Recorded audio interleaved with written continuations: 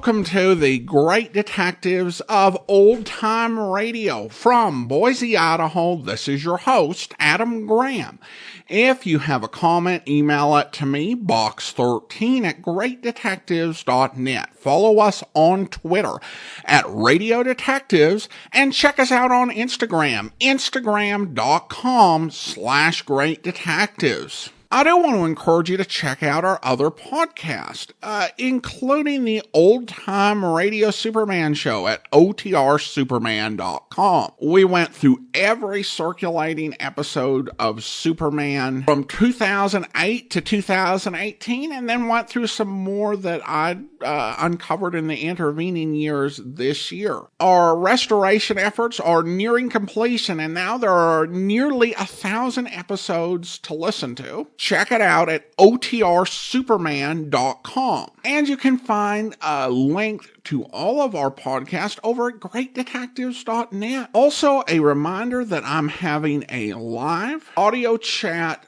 on December the 8th at 6:30 p.m. Mountain Time. You can listen, ask questions. It's going to be a pretty open forum. Check it out, wisdom.greatdetectives.net. But now let's get into this week's episode of Jeff Regan. The original air date, March 22nd, 1950, and the title is The Hollywood Story.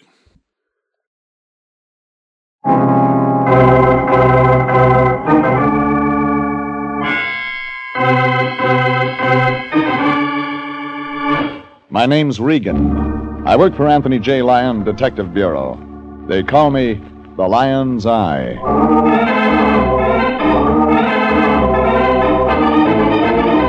Jeff Regan, Investigator, starring Frank Graham as Regan with Frank Nelson as Anthony J. Lyon.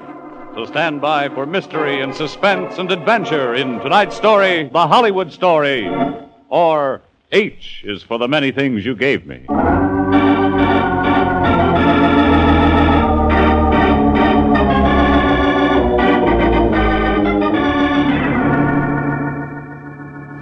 It was a great day for the Lion. Money all over the place. Motion picture money. Hollywood money. And all we had to do for it was stop one guy from seeing another guy. A very simple job. Except when a guy got in the way of the wrong bullet. The Hollywood Story got underway along about noon in the Lion's office. He was sitting behind his desk, engulfed in a cloud of 50-cent cigar smoke. But through the smoke, the gleam in his eyes cut like a Sunset Strip searchlight announcing the opening of a popcorn stand. Jeffrey, come in. It's a wonderful day. Ah, looks like. Rich uncle die, Fatso? No, Jeffrey, but something wonderful did happen. We got a client. Yes. What else? A rich client. Yes. Go on, Jeffrey. Look, Fatso, I'm no mind reader. What's the story? Jeffrey, the big moment has come at last. We've been hired by Progressive Pictures Incorporated. Ah, movie money, huh, Fatso? Oh, more than that, Jeffrey. This case has all the earmarks of a big thing. I happen to know that the famous movie star Larry Winters is involved. You see, Jeffrey, we're getting on the inside of things. Thank you, Hedda Hopper. Yeah, I also happen to know this case involves a $2 million picture and a real future for the Lion Detective Agency. Think of it, my boy. Us being on the list of the big producers. But which list? Now, you run right out to Progressive Pictures, Jeffrey. Look up Mr. H.P. Lovejoy, the big producer. He'll give you the complete details. And, Jeffrey, above all else, be on your best behavior. The future of the agency depends on you. Really a big thing, huh, Fatso? Big! It's colossal, gigantic, stupendous. Yep, that's movie business, all right.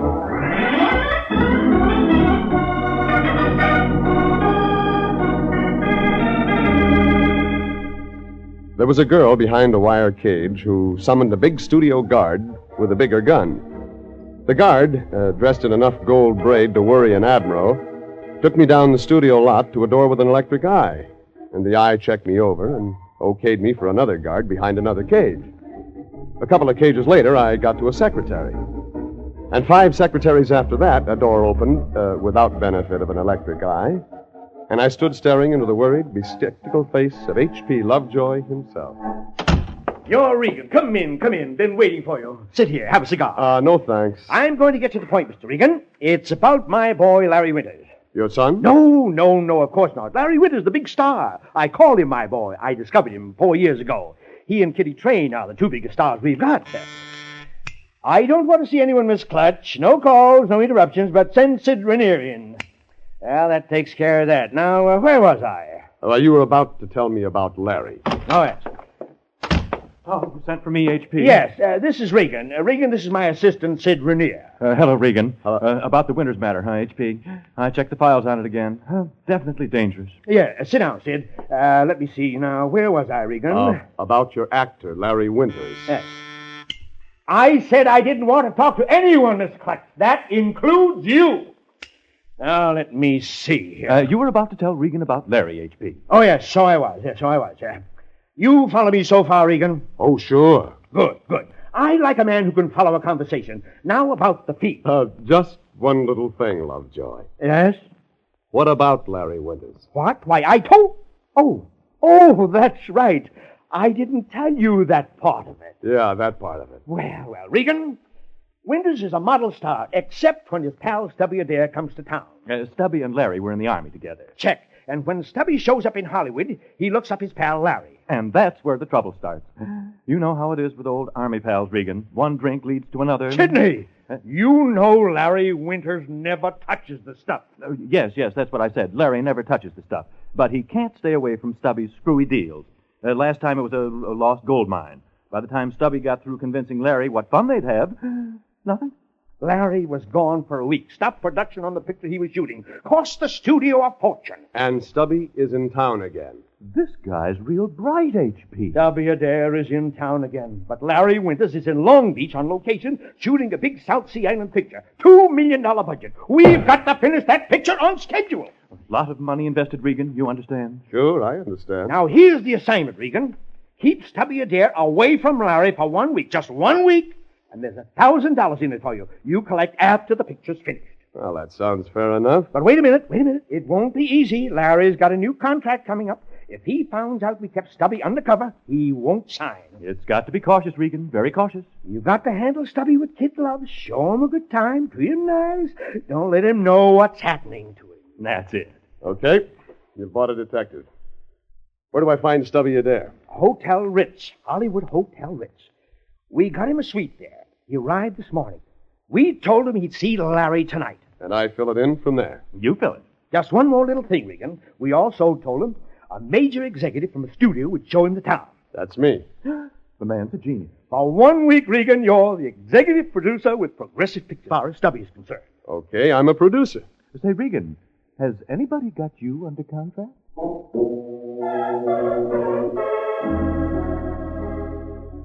Well, that's the way it started. Just me and a character named Stubby Adair. I got to the Hollywood Ritz about 1:30 and knocked on the door to room 709. My week's work peaked out. Yeah? Mr. Adair? Yeah? Name's Regan, Progressive Pictures. Oh, come in, Mr. Regan. You gotta be careful. You never know who's trying to cop the loot. The loot? Well, it's not so much yet, but give me 1 week and I'll show you action. Real action. Oh, you've got a big deal. Big. Colossal, like you picture fellas say. Gold mine? Say, who told you? Oh, that's right. Larry must have told you. Oh, that gold mine was a bum steer. This is the real thing. Real thing. I'm going to let you in on it, Regan, since you know Larry. After all, you're his boss. Yeah, that's right. Regan, I have got on me at this very minute a piece of paper that's worth over $1 million. No. Yeah. I got a 30-day option on a little piece of property up near Bakersfield that, well... That good, huh? Good. Stupendous, like you fellas say. Regan, this hunk of land is on top of one of the hottest, blackest, bubblingest pools of oil in the whole world. That's pretty big. I'd like to let you in on it, Regan, but I can't. I just can't. Saved it all for Larry. That's right. For my pal Larry. Him and me was in the Army together, Regan. We're pals. And you're going to let him sink a few $100,000 in drilling an oil well with you? For old time's sake. No, it don't take that much. Maybe 60, 70,000, a drop in the bucket compared to what's coming out of that well. That's pretty friendly of you, Adair. Just call me Stubby. I'll tell you what, Regan. I like you. I like you fine, and you're a friend of Larry's. So you're going to let me invest in an oil well? Well, it's the least I can do for a friend of Larry's. How much are you going to let me invest, Stubby? Oh, I thought maybe you could come in for, say, maybe 20,000. I'm saving the big slice for Larry, but you can have some. That's very considerate. It's nothing, really. You see, my option on that oil land is up in a week, 1 week from today. So I either got to get the dough to extend it and start drilling, or... All is lost. Exactly. It's tragic. Unless, of course, I see Larry. He'll back me, you can bet on that. Him and me was in the Army together. Yeah, sure. Well, how about lunch, Stubby? Good idea. In fact, I got a still better one. I'm listening. Seeing as how you're a big shot at the studio, Regan, I figure I'd let you tour me around. Do what? Show me the works out at Progressive Pictures. You make like a guide, Regan, and me, I'll be a hick.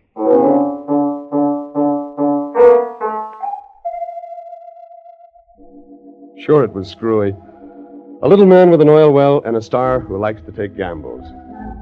Stubby Adair and I took the elevator down to the lobby and started outside to my car. Only that's when it got screwier.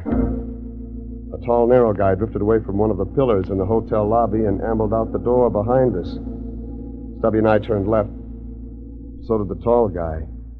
I passed my car and led Stubby into a drugstore. Hey, what are we going here for? Cigarettes, Stubby. Take it easy. The tall, narrow man was wearing a brown suit and a brown felt hat. He was with us in the drugstore. Outside, he was still with us. And Brown Suit looked in a shop window and watched us as we got in the car. He couldn't figure it but one way. Somebody put a tail job on Stubby Adair.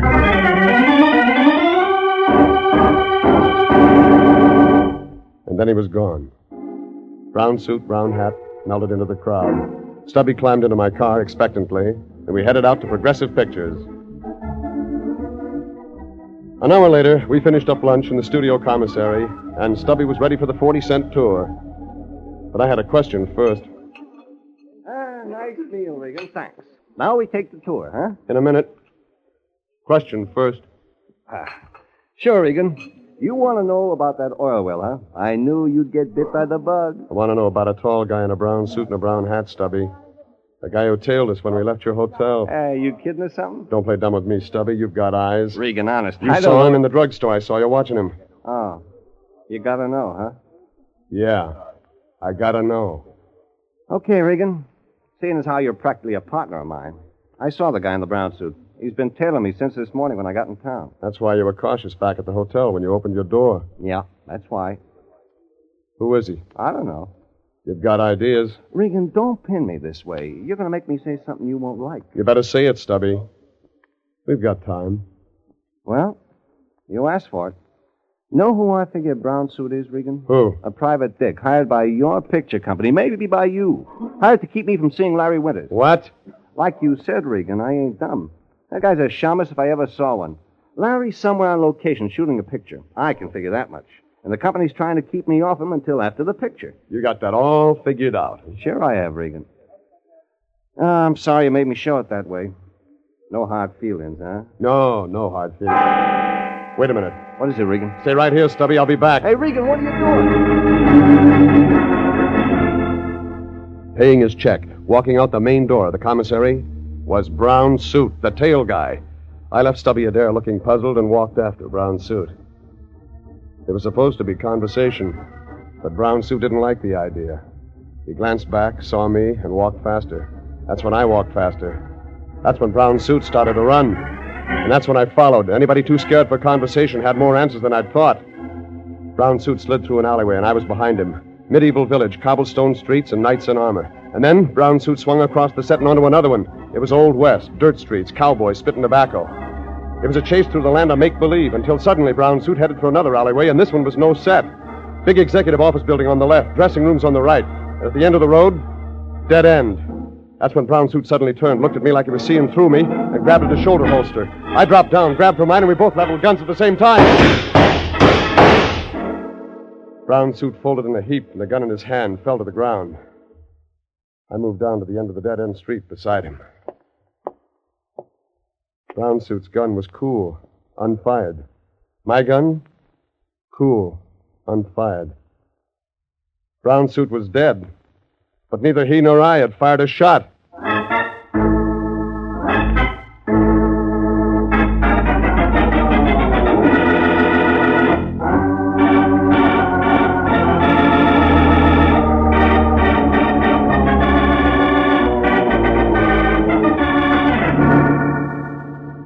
In 10 minutes, there were more studio soldiers surrounding me than Grant took with him to Richmond.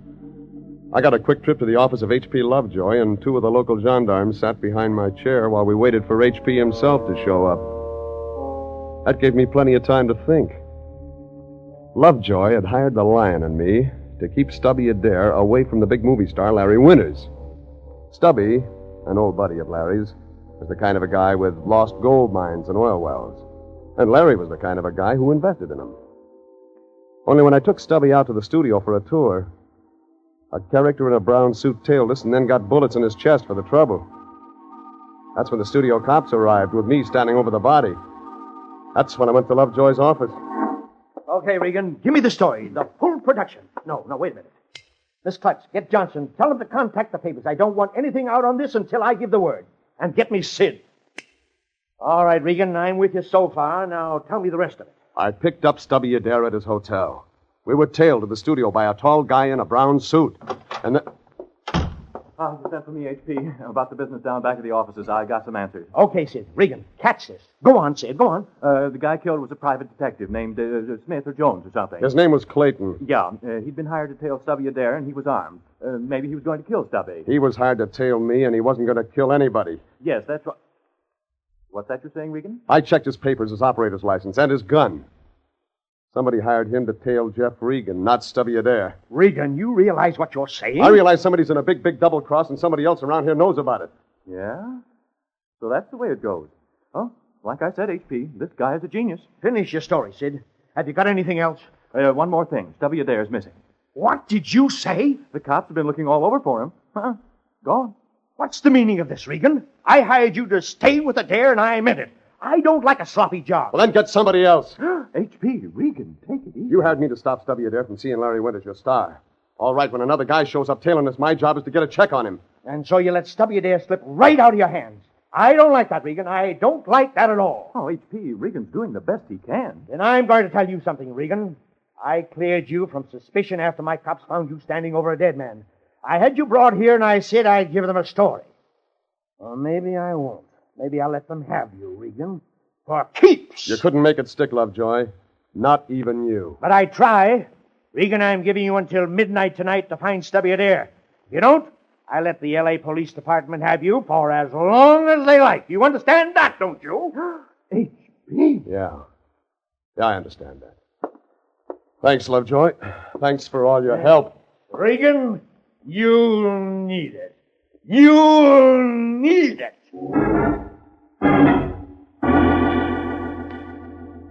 It was 4:30, and I had until midnight, and I needed facts and a lot of them, fast. There were 2 leads to take, and I made a nickel down payment on the first one. Anthony J. Lyon, Detective Agency. Anthony... I got work for you. Very well. What may I... Regan! You don't have to get that enthusiastic, Fatso. Who's enthusiastic, you numbskull? Oh, if I could only get my hands on you, Regan. Hey, Lyon, take it easy. It might interest you to know I've just had a call from our client, H.P. Lovejoy. Yeah, Fatso? He does not like the way you're handling this case. He most decidedly does not like the way you're handling this case. Well, those things happen, Lyon. You know how it is. A personality clash. That's no excuse. I warned you to be careful, Regan. I warned you to be on your best behavior. I told you this job meant a lot to the agency. Yeah, but Fatso, I've only been on the case a couple of hours. Give me some time. Time? I'll give you time, all right. If you don't pull this one out of the fire, Regan, you're fired. You hear me? Okay, Fatso, save the hot air. You'll see how much hot air there is. I guaranteed Mr. Lovejoy we'd finish this job, Regan. You bungled it bad. Now, if you don't straighten it out right, you don't have to come to work tomorrow. Good day!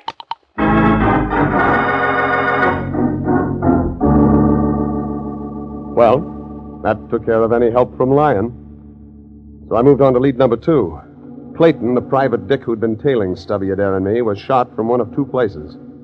From a window in the office building on the left of the dead-end street, or from a dressing room door on the right. When he turned toward me and reached for his gun, he was looking past me, looking at somebody behind me who killed him. 5 doors with numbers on them. 4 of them were nothing. The 5th was. And I tried. It worked. Well, come in, darling. Don't just stand there. You know, you've kept me waiting. Kitty Train. Progressive Pictures gift to American males.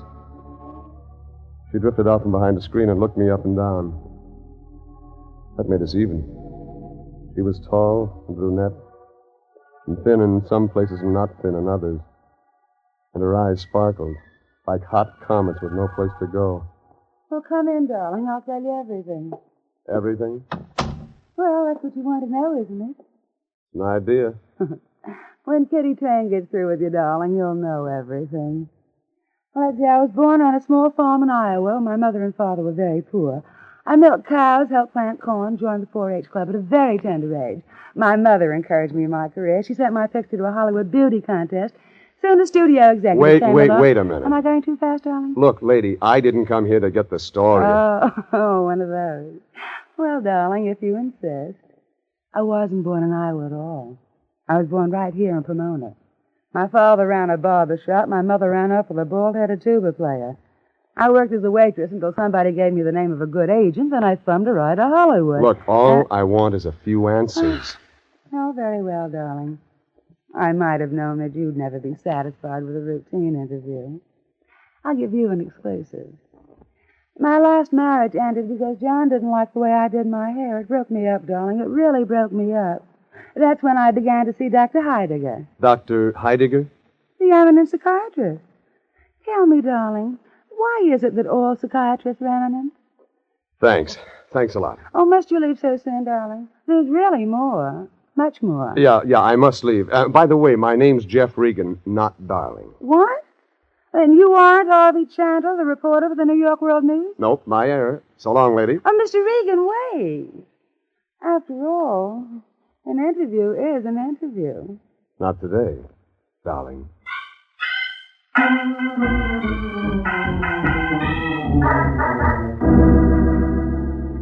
That took care of lead number 2.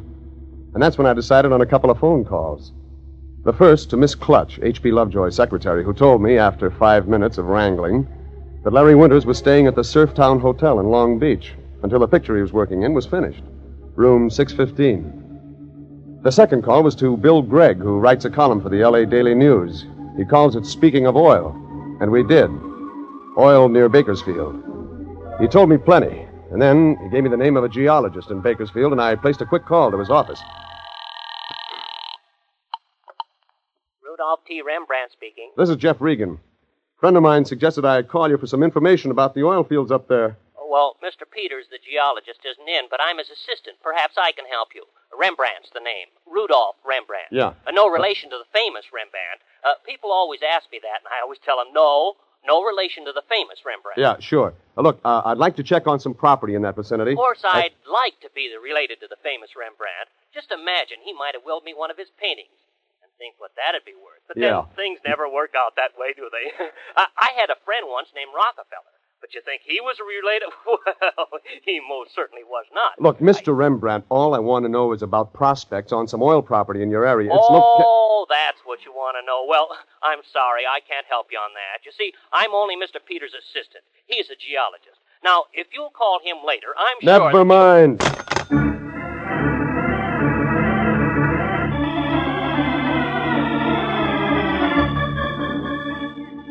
I headed for Long Beach. Long Beach, sailors and fog and 2-bit rides. Carnival wheels and con men and electronic bingo. And popcorn, always, everywhere popcorn. A kind of salt-sprayed joyride with built-in safety features. The Surftown Hotel, 11 floors of steel and glass, was at the end of Ocean Avenue. 2 marble dolphins guarding the door.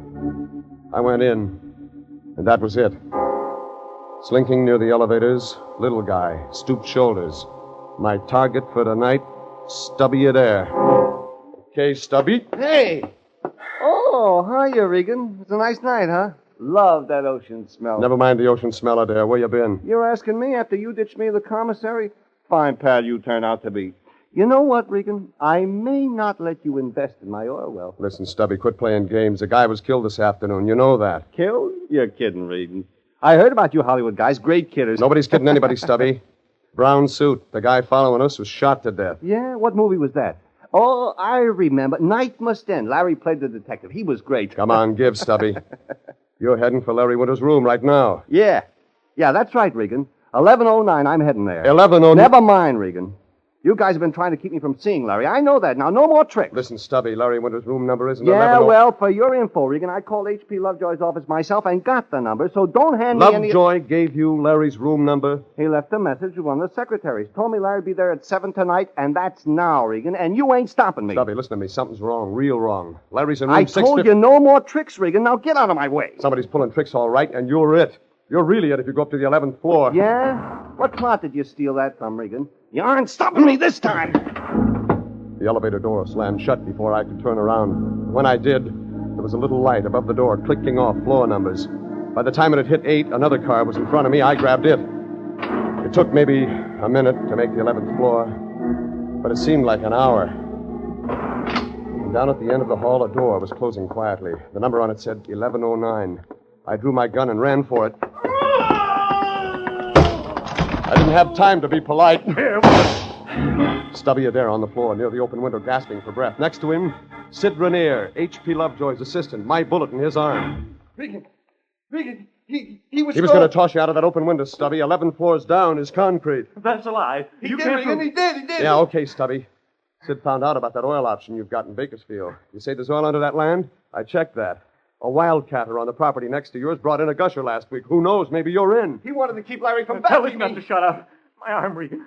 I need a doctor. You left a message with one of Lovejoy's secretaries, Rainier. Deliberately sent Stubby to the wrong room. I need a doctor, I tell you. You shot Brown Suit, the private op you'd hired. You know, that didn't make sense. Until I realized it was me you were after. Only I dropped down. He didn't. Regan, quit this talking. You gotta get me to a doctor. Sure, Sid. Sure, I'll get you to a doctor. Only don't count on him. What you're going to get, he can't cure.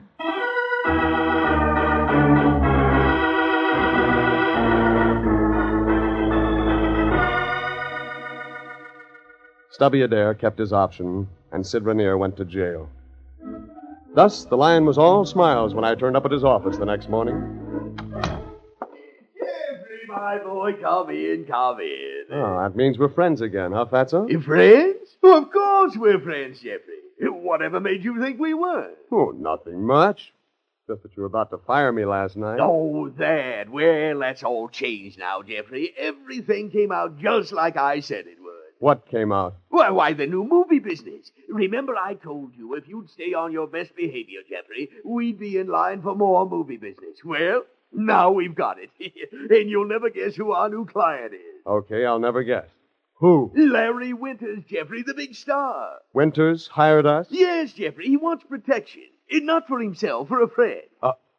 A friend? Didn't get the friend's name. Doesn't matter. You see, Larry Winters and the friend were in the army together. Go on, Fatso. And Larry and this friend are flying up to Bakersfield this afternoon to look at some valuable property. They want you to go along, Jeffrey. Isn't that wonderful? Lion, if Larry Winters goes up to Bakersfield this afternoon, that means the picture he's working on will be delayed. Well, who cares? This is business, Jeffrey. Just thought you might be interested.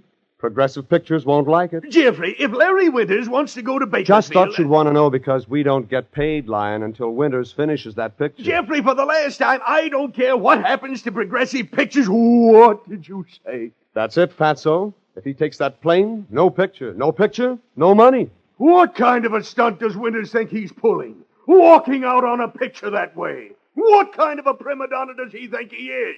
Jeffrey, don't just sit there. Get out there and stop that plane!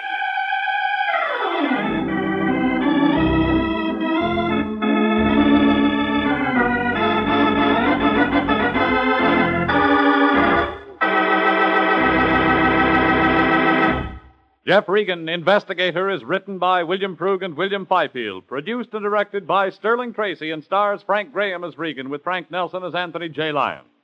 Original music is by Dick Arant. Jeff Regan, Investigator, is heard each week at the same time over CBS.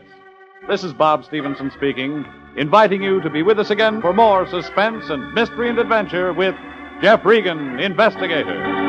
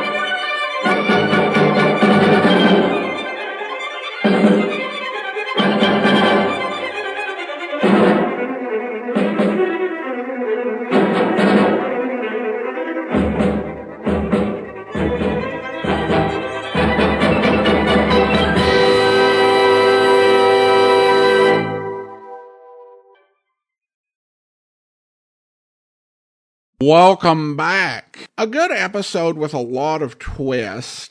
It was interesting to hear the Lion getting upset with Regan, which is an interesting change of pace, given that Regan practically seems to push the Lion around and treat him like an employee. I mean, I have never thought of calling my supervisor Fatso. That may be part of the reason why I've not lost many jobs. But I will say it is an improvement over the dynamic in the Jack Webb series, where the Lion was just constantly browbeating Regan, and they have a lot of fun in their relationship. But it's nice to have an episode where the Lion remembers that he's the boss and he owns the agency. Listener comments and feedback now. And now we have a comment from Matt, who says, I always enjoy Regan. To answer your question on the comment left on the previous episodes, the bad guys in wrestling are called a heel. The good guys are called a face. Oh, the face. Oh, yeah. Can't believe I didn't remember that, but I've never been a big wrestling fan, but thank you so much, Matt. Appreciate that clarification. Now let's go ahead and thank our Patreon supporter of the day. Thank you to Notzilla, Patreon supporter since February, currently supporting the podcast at the rookie level of $2 or more per month. Again, thank you so much for your support. Well, that will do it for today. If you are enjoying this podcast, please rate and review it wherever you download your podcast from. Next week, we'll return with another episode of Jeff Regan. But tomorrow, listen as Herbert Marshall returns as the Man Called X, and... Night has fallen over Bombay Harbor, and the only footsteps heard on the mole are those of watchmen and police, and a few beggars too hungry to sleep.